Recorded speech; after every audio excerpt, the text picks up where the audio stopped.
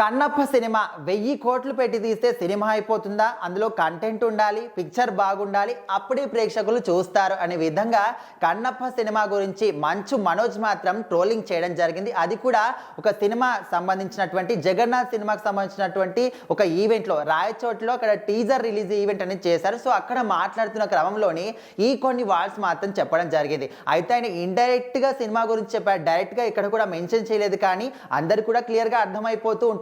ఈ మధ్య కాలంలోనే మంచు ఫ్యామిలీలో ఉన్న తగాదాలు కావచ్చు, వివాదాలు, వాళ్ళిద్దరి మధ్య ఇటు మంచు మనోజ్ ఒక్కడిని కూడా కారణం చేసి మిగతా ఫ్యామిలీ అందరూ కూడా ఆయనతో పాటు వివాదాలు కానీ, కోర్టు కేసులని, పోలీస్ స్టేషన్లు అని ఆఖరికి కొట్టుకునే పరిస్థితి కూడా మనం చూసాం.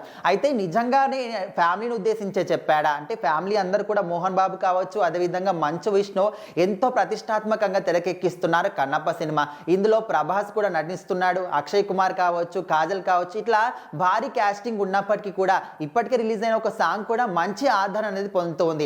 ఈ సాంగ్ విన్న తర్వాత ఇంకా భారీ అంచనాలు కన్నప్ప సినిమా మీద పెట్టుకున్నారని చెప్పుకోవచ్చు ప్రేక్షకులు అందరూ కూడా.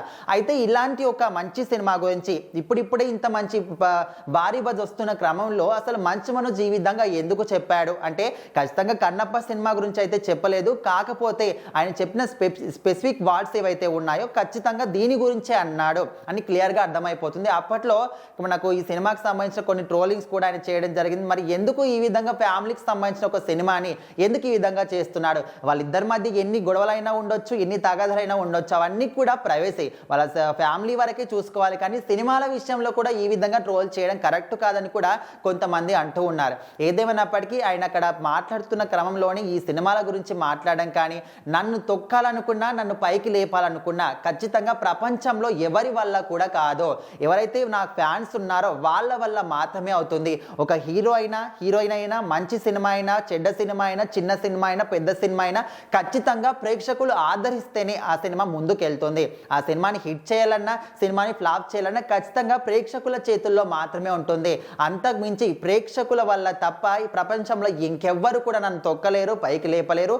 ఖచ్చితంగా ప్రేక్షకులు మాత్రమే ఒక సినిమాని పైకి లేపుతారనే విధంగా కొన్ని వర్డ్స్ కూడా చెప్పడం జరిగింది.